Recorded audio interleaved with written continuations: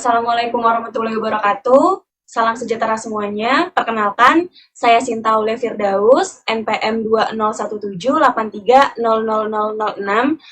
mahasiswa STKIP Kusuma Negara, Prodi Pendidikan Matematika. Pada kesempatan kali ini, saya akan mempresentasikan terkait proposal saya yang berjudul Analisis Kemandirian Belajar Siswa dalam Pembelajaran Matematika setelah diterapkannya metode pembelajaran daring dalam jaringan di masa pandemi COVID-19 studi kasus di SMK Gala Juara.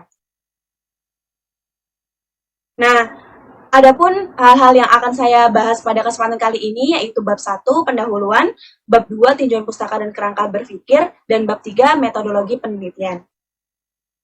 Bab 1 pendahuluan. Latar belakang masalah. Pada tanggal 30 Desember 2019, WHO China Country Office melaporkan kasus pneumonia yang tidak diketahui etiologinya di kota Wuhan, Provinsi Hubei, China. Pada tanggal 7 Januari 2020, China mengidentifikasi kasus tersebut sebagai jenis baru coronavirus. Pada tanggal 30 Januari 2020, WHO menetapkan kejadian tersebut sebagai kedaruratan kesehatan masyarakat yang meresahkan dunia atau KKMMD atau Public Health Emergency of International Concern PHEIC. Pada tanggal 11 Maret 2020, WHO sudah menetapkan COVID-19 sebagai pandemi. Nah, cara yang paling ampuh untuk memutus rantai penyebaran wabah COVID-19 ini adalah dengan melakukan pembatasan sosial atau the social distancing dan pembatasan fisik atau physical distancing. Nah, pemerintah pusat sampai pada tingkat daerah kemudian memberikan kebijakan untuk meliburkan seluruh lembaga pendidikan. Karena kegiatan pembelajaran harus tetap dijalankan, maka sekolah dan juga pihak sekolah mulai mengubah strategi pembelajaran yang awalnya adalah tatap muka dengan mengubah menjadi pembelajaran non tatap muka, atau ada yang menyebut pembelajaran online dan juga pembelajaran jarak jauh atau PJJ. Nah, PJJ ini didukung dengan e-learning atau internet learning, jadi pembelajaran berbasis internet. Nah, prosesnya e-learning sebagai media distance learning, yaitu media yang membatasi. Nah, media distance learning ini menciptakan paradigma baru, yakni peran guru yang lebih bersifat fasilitator dan siswa sebagai peserta aktif dalam proses belajar mengajar. Nah, karena sebab pembelajaran dari ini siswa di rumah, maka ini adalah momentum yang baik bagi semua pihak, baik guru dan orang tua untuk mengembangkan pendidikan karakter anak. Saat ini, 24 jam anak berada di rumah, sehingga sangat tepat bagi guru dan orang tua berkolaborasi mendesain pola pendidikan karakter yang baik selama pembelajaran jarak jauh di rumah ini. Melalui pembelajaran daring, siswa diharapkan dapat mandiri dalam belajar.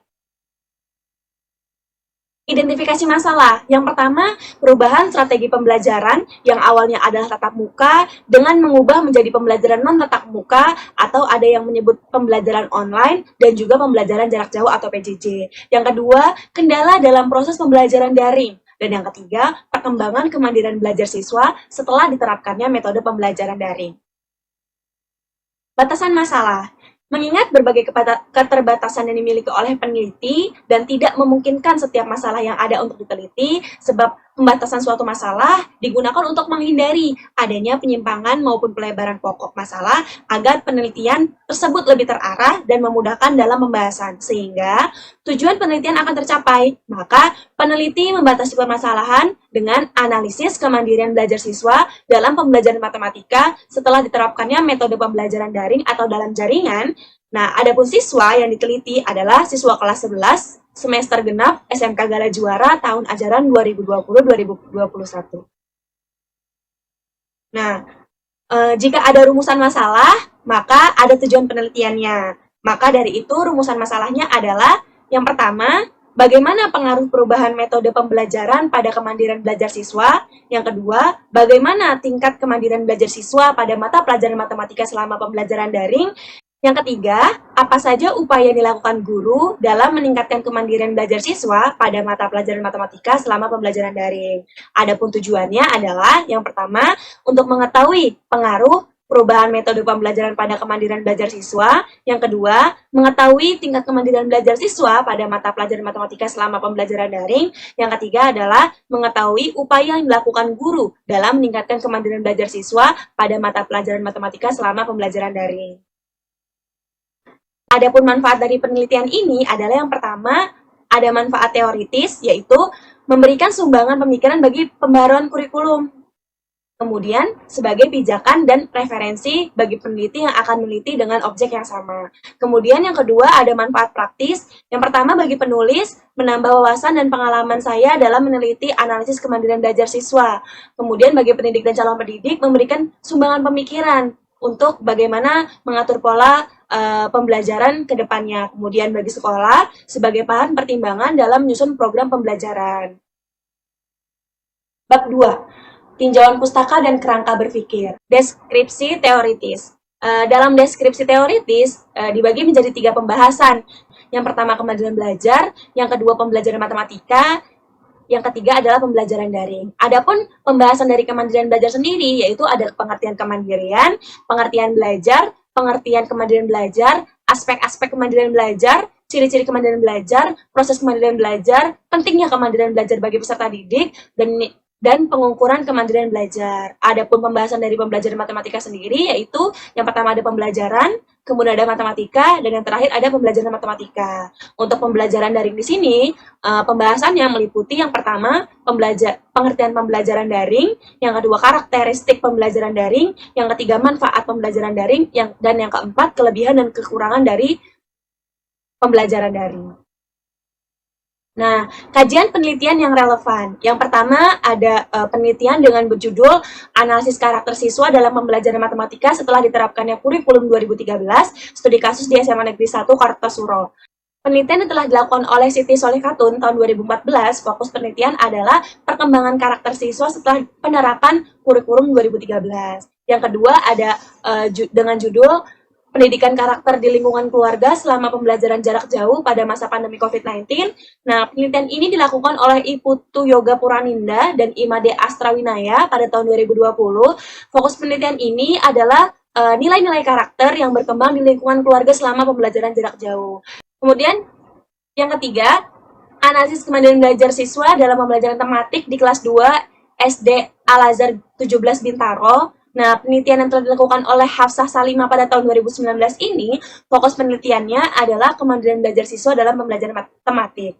Kemudian yang terakhir ada analisis kemandirian belajar siswa pada mata pelajaran biologi di kelas 10 MAS Al-Mustaqim Kuburaya. Penelitian yang telah dilakukan oleh Ade Eni Suryani Bunandar pada tahun 2016 ini, fokus penelitiannya adalah kemandirian belajar siswa dalam pembelajaran biologi. Kerangka berpikir. Sebab pandemi COVID-19 yang terjadi di seluruh dunia, maka pemerintah memerintahkan untuk setiap lini masyarakat untuk melakukan social distancing dan physical distancing. Kemudian Kemendikbud mengeluarkan surat edaran terkait kegiatan belajar dari rumah atau BDR. Dengan adanya surat edaran itu, maka sekolah mengambil kebijakan dengan mengubah metode pembelajaran dari tatap muka menjadi non-tatap muka.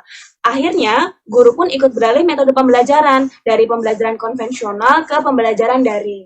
Nah, sebab pembelajaran daring ini, posisi siswa itu harus belajar dari rumah, maka diharapkan tua ikut berpartisipasi, membantu proses, serta memantau kegiatan belajar dari rumah. Adanya kegiatan belajar dari rumah ini, pembelajaran daring ini, diharapkan kemandirian belajar terbentuk selama proses pembelajaran daring.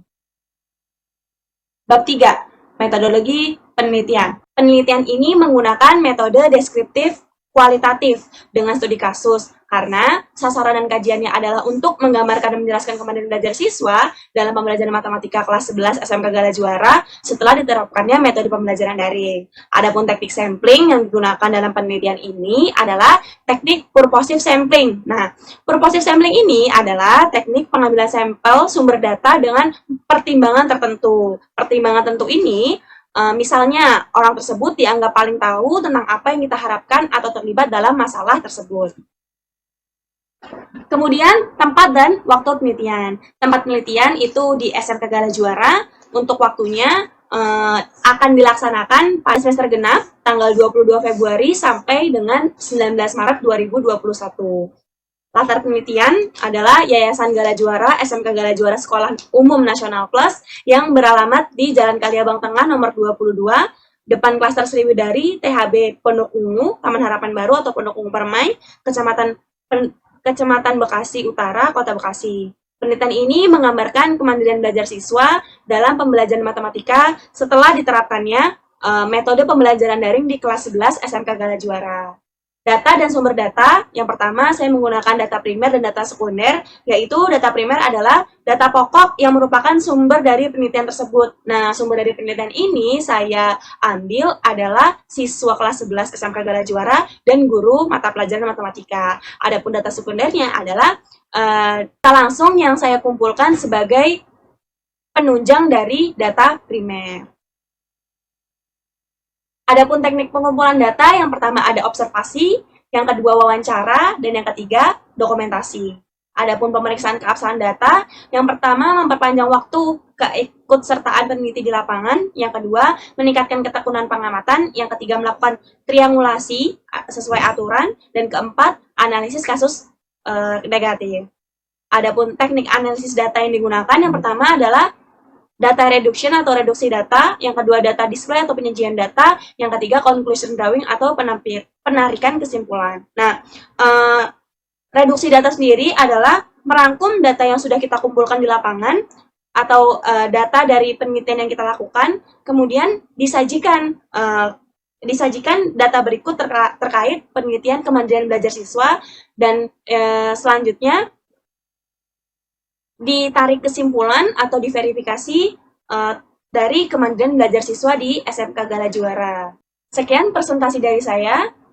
Terima kasih. Mohon maaf yang sebesar-besarnya. Semoga bermanfaat. Wassalamualaikum warahmatullahi wabarakatuh.